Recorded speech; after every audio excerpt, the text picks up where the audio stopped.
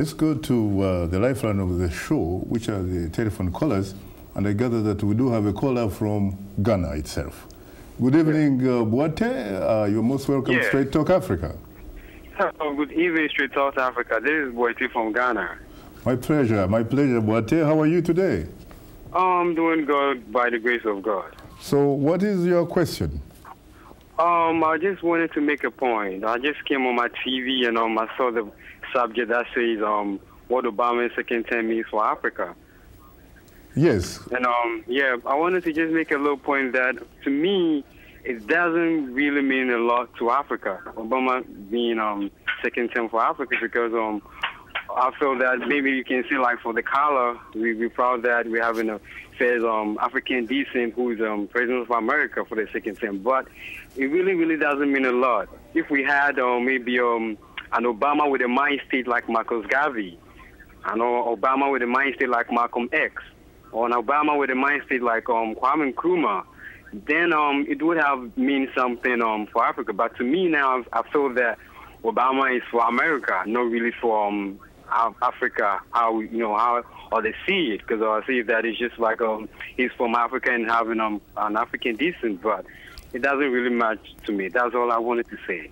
I see. So, yeah. I see. Let me go to Nigeria. Okolo from Nigeria, good evening. You're most welcome to Straight Talk Africa. Good evening, Mr. Shaka. Good evening, again. Good evening, sir. Hugely terrific. Yes, Mr. Shaka, you see, Obama's second term, Africa should be expecting something good. Like what is happening now in Mali. We saw what the colonial masters of Mali did. I would also expect American government to support the France government there. See, because by the time we eradicate such things in Mali, what is happening in Mali, the sort of occurrence will not appear again in any part of Africa. But if we allow what is happening in Mali to generate, that is to have a sort of blue level, it will have a very side effect. And secondly, this issue of Palestine and Israeli issue, that this issue has been going on for years.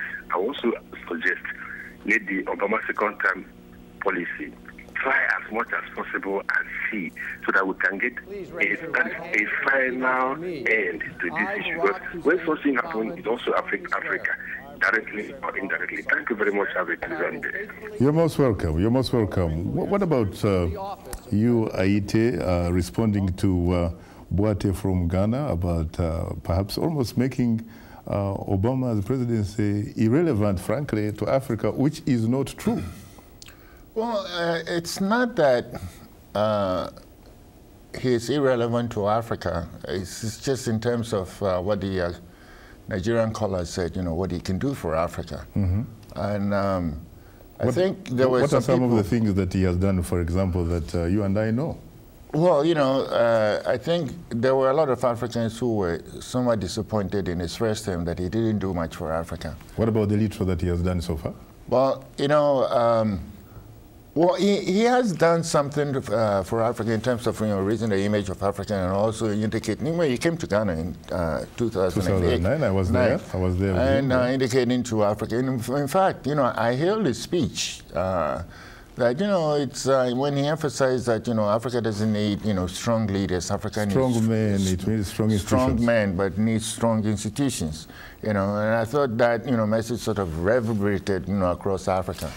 But I think this second term, I don't think I don't expect him to do much. The reason why is because the war in Mali has sort of changed the dynamics of U.S., will change the dynamics of U.S. policies towards Africa, and the U.S. will focus more on terrorism rather than, say, democracy and economic development.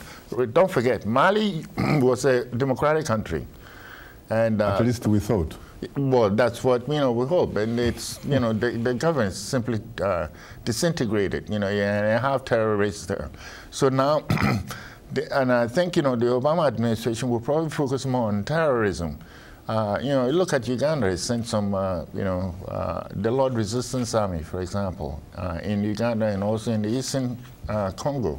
But in his inauguration, he talked about his administration will support democracy from Asia to Africa. Yes, well... is it simply talking the talk without necessarily hoping to walk the talk? We hope, you know. But don't forget, you know, even before he came, we haven't been making much progress on democracy. Remember that in 1990, there were only 4 African countries that were democratic, okay? Now, today we got, you know, 14, okay, countries that are democratic. So, 14. You know, we have been making very, very slow progress.